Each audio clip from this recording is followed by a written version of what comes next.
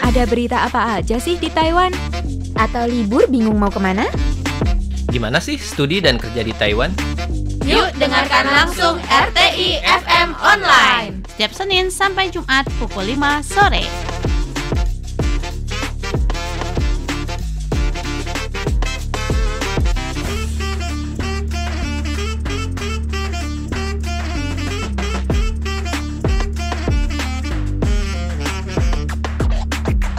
Halo teman-teman RTI FM Online semuanya, hadir kembali saya Cindy Dan saya Linda dalam acara RTI FM Online di setiap hari Jumat, yaitu Pekan Interaktif. Dan seperti biasa ya, selama 30 menit ke depan kami berdua akan membawakan aneka berita dan informasi yang sangat menarik seputar Taiwan nih teman-teman.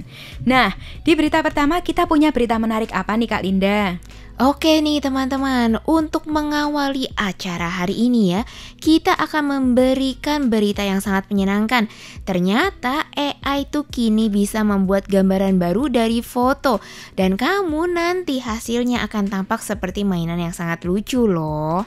Kemudian kami memiliki informasi terkait dengan acara Akbar Idul Fitri 2025 di Taipei yang akan diadakan akhir pekan ini, tepatnya di Taman Taan. Dan kemudian kita akan ngebahas terkait dengan topik yang sangat hangat di Taiwan untuk masa-masa sekarang, yaitu terkait dengan kontroversi tradisi penangkapan tuna sirip biru alias bluefin tuna yang ada di Taiwan nih. Dimana kita tahu ini merupakan kayak tradisi tahunan ya.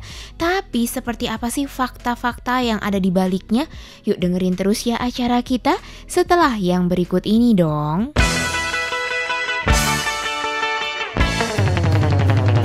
Kecerdasan buatan atau AI kini telah merajai dunia. Nah, kita sebagai umat manusia nih ya teman-teman, mau nggak mau harus ikutan tren AI.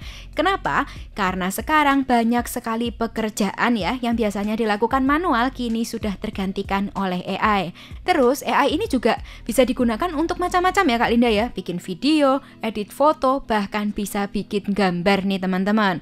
Apalagi biayanya juga cenderung murah. Yang penting kalian punya internet aja. Terus kalian ya udah deh tinggal koneksikan saja ke aplikasi AI ataupun website AI. Misalnya yang paling terkenal adalah ChatGPT, di mana kalian bisa bertanya nyari semua informasi yang ada di dunia ini dan dia langsung menjawabnya. Ya memang sih AI ini nggak melulu akurat ya teman-teman ya, dan kita memang harus melakukan pengecekan data lebih dalam supaya tidak tertipu oleh si AI. Wah bener banget nih teman-teman, kalian mungkin tahu ya tren yang lagi berkembang baru-baru ini terkait dengan ChatGPT yang udah suka banget tuh bikin yang namanya foto tapi kemudian dilukis ulang dan menjadi yang namanya animasi ala Ghibli. Tapi karena udah banyak banget orang yang pakai model ini, akhirnya ChatGPT pun kelelahan ya, dan hasilnya akhirnya nggak keluar dengan cepat. Udah gitu nih teman-teman, kadang-kadang bahkan gambarnya nggak sesuai dengan style ala Ghibli. Dan akhirnya karena ada kontroversi juga, terus udah gitu ChatGPT-nya jadi lama banget untuk rendering. Udah gitu ditambah lagi hasil renderingnya ternyata nggak cocok sama style ala Ghibli. Akhirnya banyak warganet yang memutar pemikirannya. Terus udah gitu malah mikir nih, mendingan aku bikin yang model ala kayak gimana ya.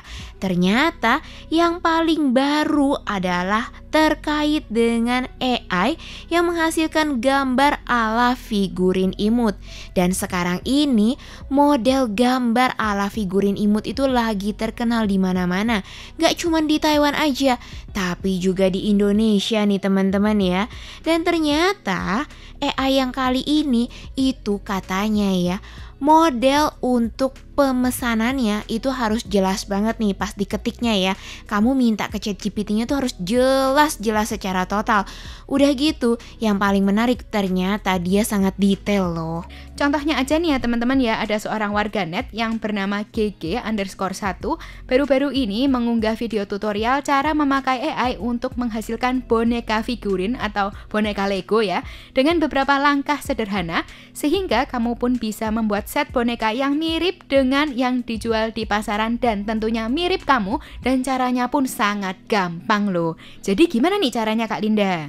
Jadi caranya ya teman-teman ya, ini kita lansir dari UDN ya teman-teman ya. Yang pertama, kamu itu harus taruh dulu foto kalian nih.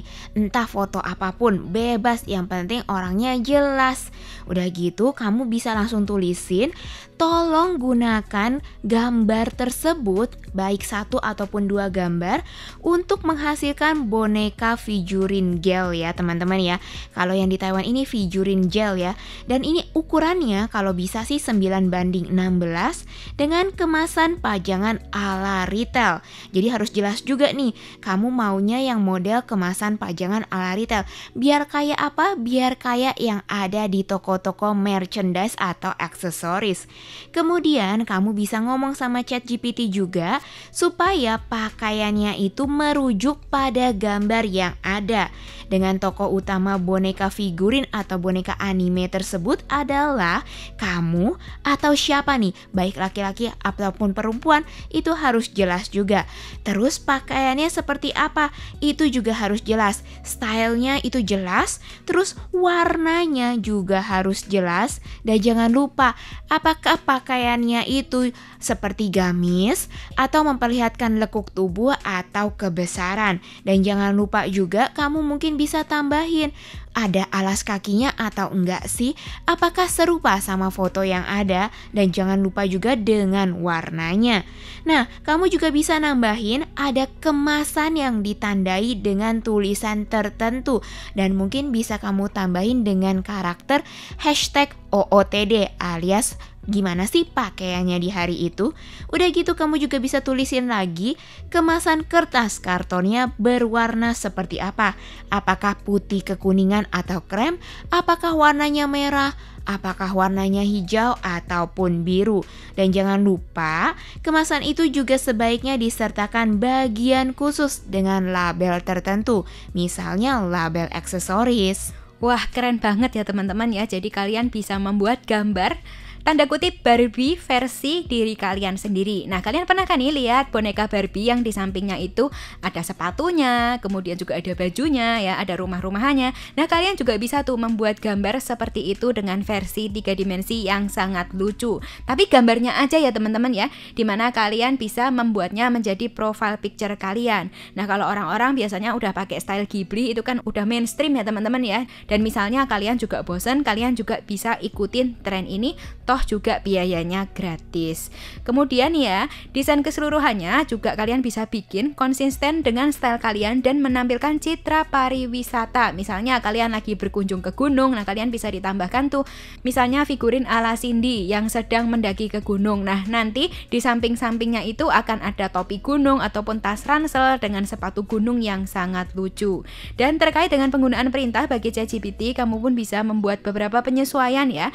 Contohnya aja, bagi kalian yang kutu buku, kalian bisa meminta figurin kalian ini sedang membawa buku, membawa tas, ataupun lagi scrolling handphone. Dan kamu pun bisa menjelaskannya kepada ChatGPT dengan baik. Jadi misalnya nanti ada yang nggak sesuai, kalian bisa minta render ulang lagi ya teman-teman ya, dengan penyesuaian terkait. Kemudian nanti untuk fotonya ya, kami juga akan tempelkan di kolom deskripsi supaya kalian bisa ngerti sih sebenarnya bentuknya itu kayak apa sih. Dan selanjutnya teman-teman, kita memiliki berita terkait dengan acara Akbar Idul Fitri Taipei 2025 yang akan diadakan di akhir pekan ini loh. Jadi bagi kalian yang bingung nih mau kemana saat liburan di akhir pekan, jangan kemana-mana karena kami akan kembali setelah selingan yang berikut ini. Hai 大家好，我叫林诗雅。Halo semuanya, nama aku Grace dari HR Plus Crimson di Taiwan. Stay tune terus di RTI ya. Yeah, I'm feeling so wonderful. 爱上你是对还是错？好不好都别想太多，让我没有顾虑地拥抱你。Yeah, I'm feeling so wonderful. 在选择的交叉路口，让我们跟着感觉走。Oh baby, you know, you know, you know. Meskipun lebaran sudah dirayakan di Taiwan dan di Indonesia tanggal 31 Maret kemarin, tetapi euforianya masih terasa hingga kini ya teman-teman. Kenapa? Karena banyak sekali kegiatan yang nggak diselenggarakan pas tanggal 31. Misalnya kayak tanggal 5 atau tanggal 6, bahkan nanti akan diadakan pada tanggal 12 April nanti. Kenapa? Kebanyakan kegiatan baru diadakan di akhir pekan ini? Ya tentu saja, karena kemarin di tanggal 5 dan 6 April itu bertepatan dengan libur Qingmingjie atau Festival Qingming, sehingga banyak sekali pekerja migran Indonesia ataupun pelajar yang beragama Muslim ini nggak bisa cuti dan libur ya teman-teman. Oleh karena itu mereka baru bisa keluarnya yaitu di tanggal 12 dan tanggal 13 April. Kemudian nih ya, pemerintah Taiwan itu juga ngerti ya, karena bertepatan dengan hari libur Qingming atau Festival Qingming, maka mereka baru menggelar halal bihalal atau kegiatan terkait dengan Idul Fitri itu di akhir pekan ini ya, seperti ya misalnya di Taichung ataupun nanti yang akan digelar di Taipei nih teman-teman. Dan kabar baiknya nih ya, Festival Akbar terkait dengan Idul Fitri itu akan kembali diselenggarakan di Taman Hutan Ta'an atau Ta'an Forest Park pada nanti hari Minggu tanggal 13 April tahun ini. Jadi bagi kalian ya yang males umpel-umpelan di Taipei Main Station, itu bagi kalian yang tinggal di Taiwan Utara, kalian boleh banget nih pergi ke Ta'an Park untuk merayakan lebaran sekaligus melihat bazar dan penampilan yang sangat unik di sana. Dan menariknya nih teman-teman ya, untuk kegiatan kali ini Biro Pariwisata dan Komunikasi dari Kota Taipei bekerja sama dengan Asosiasi Muslim Tionghoa, Yayasan Masjid Taipei, Kantor Perwakilan Ekonomi dan Perdagangan Indonesia di Taipei alias KDI Taipei, kemudian ada juga Biro Ketenagaan Kota Taipei, dan mereka sama-sama menyelenggarakan acara Idul Fitri 2025 di Taipei. Dan tentu saja seperti yang sudah disebutkan sama Kak Cindy di awal, acara ini akan diselenggarakan di Taman Hutan Kota Taipei alias di Ta'an Forest Park nih teman-teman. Dan tentu saja kalian yang sering mampir ke masjid pasti tahu ya, kalau taman ini juga berlokasi di seberang masjid nih teman-teman. Dan terkait dengan acara akbar yang sangat meriah di akhir pekan nanti, tentu saja dong pastinya ada berbagai kios dan bazar yang bertemakan budaya Muslim, di mana kamu di tempat ini diajak untuk berjalan-jalan, terus ngelihatin nih aneka stand-stand bazar yang menarik, mencicipi aneka kuliner eksotis dari berbagai negara yang ada di Timur Tengah. Kemudian kamu pun bisa ngelihat ya, makanan-makanan apa aja sih yang biasanya disajiin untuk para kaum Muslim. Dan kamu pun bisa mengumpulkan aneka benda-benda budaya unik dari mancanegara terkait dengan budaya Islami, kemudian mempelajari kehidupan sehari-hari umat Islam tanpa harus bingung-bingung, gimana ya kalau aku berpergian ke luar negeri, kemana nih sebaiknya? Ternyata kamu tinggal lari aja nih atau berkunjung ke Taman Hutan Ta'an ini. Wah, seru banget ya deskripsinya Kak Linda ya teman-teman ya. Karena apa? Di Taman Hutan Ta'an ini kan tempatnya outdoor atau terbuka gitu ya. Dan kebetulan ya ramalan cuaca di minggu ini nggak hujan lah ya teman-teman ya. Paling mendung-mendung tipis aja. Kalian bisa membawa tikar untuk piknik, terus lesehan deh di sana bareng teman-teman kalian sambil membawa makanan kalian sendiri. Misalnya kalian hobi masak ya monggo dibawa. Tapi ingat ya, sampahnya jangan dibuang sembarangan. Nah bagi kalian yang males masak nih ya, kalian juga di sana bisa wisata kuliner, karena biasanya di sana akan memajang stand aneka restoran gitu ya, biasanya dari Timur Tengah, dari Arab ataupun India nih. Wah, pastinya di sana harga makanannya juga terjangkau ya, paling sekitar 100 sampai 200 dolar Taiwan. Terus deh kalian bisa makan dan mencicipi aneka kuliner dari luar negeri. Tapi sih saran Cindy ya, kalau kalian mau ngantri gitu untuk membeli makanan-makanan tersebut, sebaiknya ya jam 11 siang kalian sudah harus ngantri, karena saat jam makan siang itu di antara jam 12 sampai jam 1 itu ngantrinya bisa lama banget ya teman-teman ya. Karena di sana rame orang, gak cuman orang Indonesia aja nih yang pergi ke sana. Biasanya orang Taiwan itu juga banyak deh yang pergi ke Ta'an karena mereka penasaran seperti apa sih perayaan Idul Fitri yang sebenarnya. Dan gak cuman itu aja loh teman-teman, kalian pun bisa mengikuti berbagai kegiatan pengalaman budaya yang dibagi dalam beberapa sesi. Antara lain ya, bagi para ciwi-ciwi, kalian juga bisa mengikuti pengalaman melukis henna di tangan kalian, ataupun kalian bisa belajar menulis kaligrafi Arab, serta pengalaman mencoba musik gamelan maupun gendang rebana. Wow, ini sepertinya menarik ya buat kalian semua yang emang suka nih untuk coba-coba aneka kegiatan. Dan tentu saja kegiatan ini pasti sangat menyenangkan. Apalagi kalau misalnya kamu ngerasa bosan gitu ya, kalau di rumah nggak kemana-mana, aku sebaiknya ngapain? Nah, kalian bisa aja nih langsung coba datang untuk ikut beberapa sesi kegiatan tersebut. Dan kamu tentu saja bisa mencoba ya berbagai kegiatan budaya dari yang namanya negara-negara terkait dengan budaya muslim ini. Dan tentu saja kayaknya kurang menarik ya kalau kegiatan bazar terkait dengan makanan, terus terkait dengan budaya dan pengalaman yang ada di sini itu tanpa kemeriahan suasana dari musiknya. Mungkin kamu akan melihat, kan bisa nih coba yang namanya musik gamelan maupun kendang rebana. Tapi itu kan cuma kegiatan pengalaman aja. Tentu aja ada pertunjukan juga nih yang buat kamu tuh bisa ikutan kayak dengerin, aduh, musik dari negara-negara Asia Tenggara atau musik dari negara-negara Islami itu seperti apa sih? Nah, kamu nanti bisa dengerin sekaligus lihat pertunjukan yang luar biasa dari penyanyi Indonesia bernama Nita. Kemudian jangan lupa juga untuk dengerin nih lagu-lagu yang sangat menarik dari penyanyi Taiwan keturunan Indonesia bernama Kelly Cheng alias Cheng Mu Ching, dan juga kelompok tari rakyat tradisional dari Timur Tengah, dimana kamu tentu aja bisa ngeliat nih gimana sih tarian ala Timur Tengah yang akan ditampilkan terkait juga dengan acara Idul Fitri kali ini. Dan pastinya kegiatan ini akan memperlihatkan serangkaian budaya multikultural ya bagi kita semua. Nah, bagi kalian yang mau ke sana di akhir pekan ini, ingat ya, yaitu di hari Minggu tanggal 13 April jam 11 siang sampai jam 5 sore.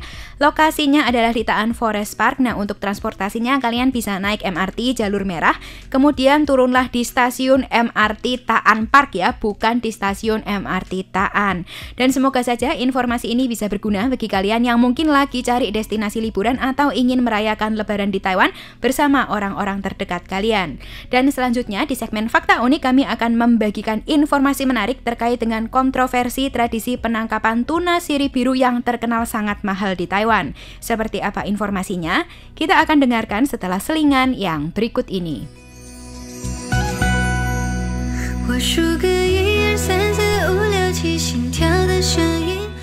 Halo teman-teman RTI, saya Evelyn Chiang Chengling.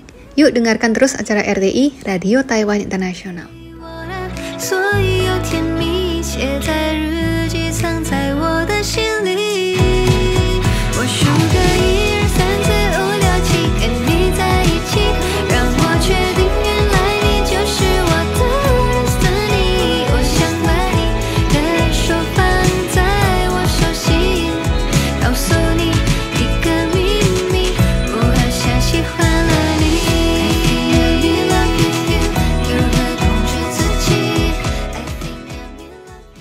Kalau selama ini kita taunya ikan-ikan di Taiwan ditangkap di Kaohsiung, ternyata ya bagian timur Taiwan seperti Hualien, Ilan, dan Suao juga merupakan salah satu penghasil ikan terbesar di Taiwan. Tapi tentunya ya teman-teman, jenis ikan yang ditangkap itu berbeda. Nah, kalau di daerah timur sana yang terkenal adalah ikan tuna sirip biru atau bluefin tuna, terutama jenis bluefin Pasifik ya teman-teman. Dan ikan ini berukuran sangat besar dan merupakan anggota famili makarel atau keluarga tuna yang memiliki ukuran tubuh paling besar dengan panjang tubuhnya bisa mencapai 3,5 meter dan berat optimalnya ketika ia dewasa itu bisa mencapai 600 sampai 700 kg. Jadi gede banget ya teman-teman ya. Sehingga ukuran tuna bluefin ini jauh lebih besar dibandingkan tuna jenis lain dalam keluarga yang sama, misalnya seperti tuna albacore, tuna sirip kuning, tuna mata besar, serta tuna pinggang panjang ataupun tongkol abu-abu. Dan pada umumnya nih ya, spesies ikan dengan ukuran tubuh terbesar dalam setiap kelompok cenderung menjadi yang pertama masuk dalam daftar spesies yang dilindungi atau bahkan mengalami kepunahan.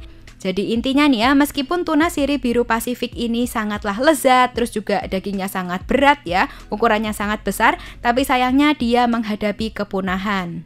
Tapi menariknya nih ya teman-teman, pasti kalian juga tahu kalau semakin besar ukuran tubuhnya, biasanya binatang pun memiliki umur yang lebih panjang ya. Jadi kalau misalnya kayak gajah, itu kan ukurannya sangat besar dan umurnya itu juga bisa mencapai puluhan tahun. Sama nih kayak tuna sirip biru. Kenapa? Karena semakin besar ukuran tubuh seekor ikan, biasanya usianya juga lebih panjang. Mungkin kalian juga tahu ya kalau ikan paus itu biasanya juga umurnya berpuluh-puluh tahun. Tapi ingat, ikan seperti ini juga cenderung matang lebih lambat dan jadinya menghasilkan lebih sedikit keturunan. Kita tahu nih, kalau yang namanya paus pemburu atau orca, atau mungkin yang kalian tahu paus biru, itu biasanya cuma melahirkan satu anak setiap beberapa tahun. Sama juga seperti tuna sirip biru ini. Dan seperti halnya hiu atau ikan laut yang dalam, mereka juga sangat rentan terhadap penangkapan yang berlebihan dan sulit untuk pulih populasinya. Kenapa? Karena kan mereka gede.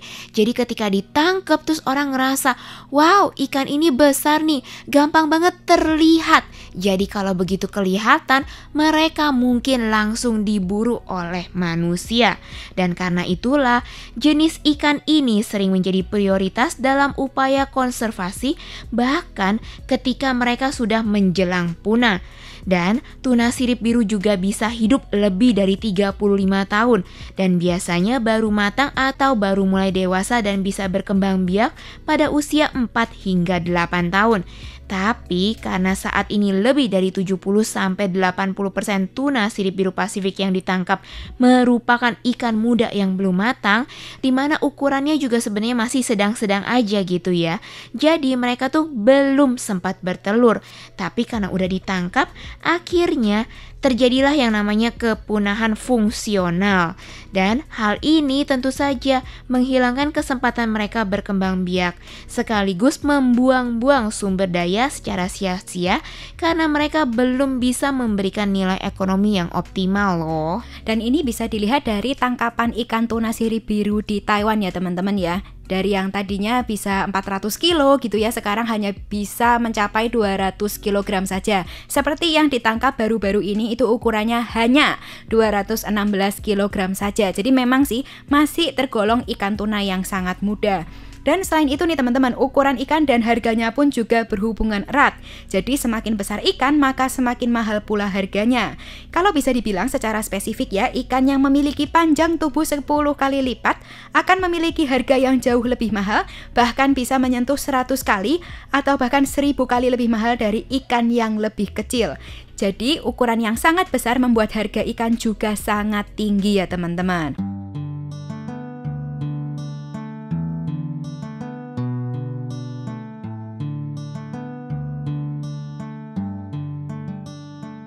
Kemudian ya teman-teman ya, tuna sirip biru adalah ikan yang paling hebat bermigrasi. Jadi nggak cuman gede aja, tapi juga gerakannya juga lumayan cepat nih ya. Tuna merupakan jenis ikan yang sangat maju dalam evolusinya. Dan tuna ini baru muncul di bumi setelah manusia.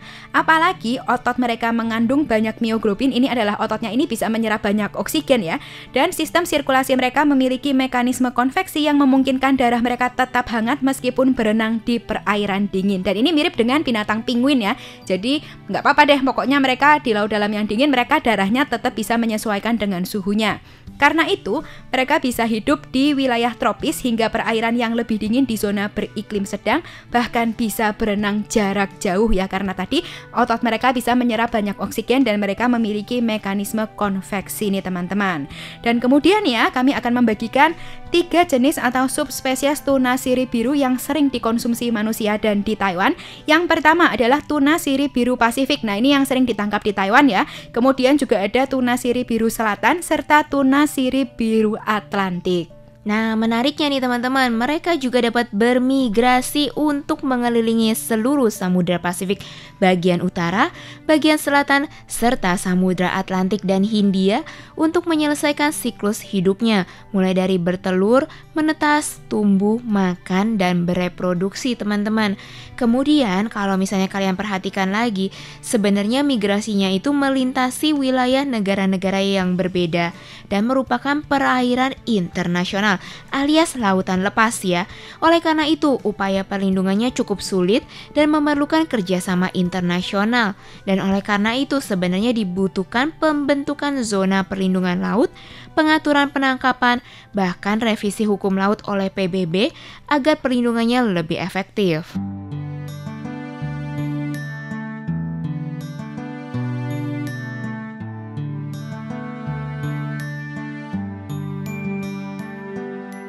Dan selain itu nih, fakta unik lainnya ya, tuna sirip biru adalah ikan termahal. Karena semakin mahal seekor ikan, biasanya semakin cepat habis ditangkap. Nah, contohnya adalah tuna sirip biru ini yang menjadi sasaran penangkapan berlebihan karena rasanya yang lezat dan juga harganya mahal, terutama sebagai bahan sashimi kelas atas di Jepang dan Taiwan.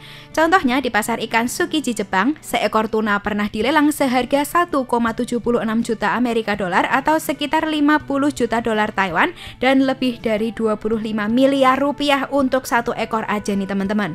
Dan jika dibagi menjadi 1000 potong, maka setiap potong tuna ini harganya sekitar 25 juta rupiah.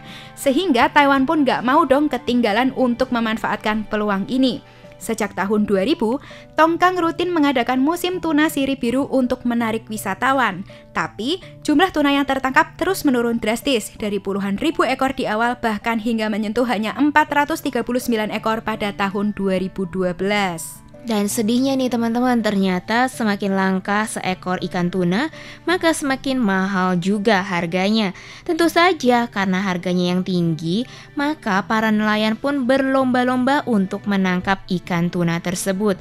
Bahkan mereka pun kadang-kadang sampai melanggar batas wilayah laut. Dan karena kita tahu ya, ikan di laut itu kan gak punya pemilik ya. Tentu saja nelayan pun akan merasa memiliki hak atas ikan tersebut. Tapi jika sudah ditangkap, sehingga kadang-kadang ini menciptakan tragedi barang milik umum di mana semua orang itu akan berlomba-lomba untuk menangkap sebanyak-banyaknya. Padahal kita tahu ya, ikan tuna sirip biru ini merupakan binatang yang sudah mulai langka. Jadi kalau misalnya negara A tidak bisa nangkap, maka yang bagian B akan melakukannya duluan. Dan ikan-ikan ini akhirnya nih, karena udah ditangkap rame-rame, udah gitu semakin banyak yang nangkepin, jadinya maka lebih gampang habis. Nah, untuk membantu konservasi tuna sirip biru sekaligus mempertahankan hak tangkap nelayan, pemerintah Taiwan berupaya dengan mengikuti kuota tangkap internasional. Karena kuota internasional, Taiwan mendapatkan jatah penangkapan tuna hitam sebanyak 1.965 ton per tahun. Bahkan dari tahun 2019 sampai 2022, Taiwan selalu menyisakan kuota 230 ton setiap tahunnya. Bahkan tahun 2023 lebih banyak lagi, yaitu 334 ton. Jadi Taiwan ini sudah mengerti ya bahwa ikan ini makin lama makin langka dan ikan yang ditangkap ini makin lama makin kecil nih teman-teman. Makanya dia mengikuti kuota internasional. Kemudian untuk budidaya sendiri, sekarang tuna sirip biru belum bisa dibudidayakan secara komersial karena biayanya yang sangat mahal nih teman-teman. Mereka butuh 3-5 tahun untuk mencapai usia siap panen dan pakannya pun ya untuk setiap 1 kg berat tubuh tuna memerlukan sekitar 15 kg pakan. Sehingga ya ini nggak cocok gitu ya sama modalnya untuk menangkapnya langsung di alam liar. Bahkan nih majalah Business Weekly menyamakan budidaya tuna dengan memelihara gajah hanya untuk mengambil gading, sehingga ini sangatlah tidak menguntungkan nih teman-teman. Dan parahnya lagi, klaim keberhasilan budidaya justru dijadikan alasan untuk terus menangkap tuna liar dengan dalih nanti bisa diganti dengan hasil budidaya. Dan akibatnya budidaya menjadi alasan untuk terus melakukan penangkapan berlebihan yang justru mempercepat kepunahan ikan tuna ini. Padahal ya teman-teman ya, tuna sirip biru itu sebenarnya merupakan predator puncak dalam ekosistem laut nih. Mirip sama ikan paus atau enggak ikan hiu ya teman-teman yang besar-besar gitu. Karena dia itu predatornya justru manusia doang. Dan dia ini biasanya justru untuk menjaga keseimbangan ekosistem laut lewat efek berantai dari atas ke bawah.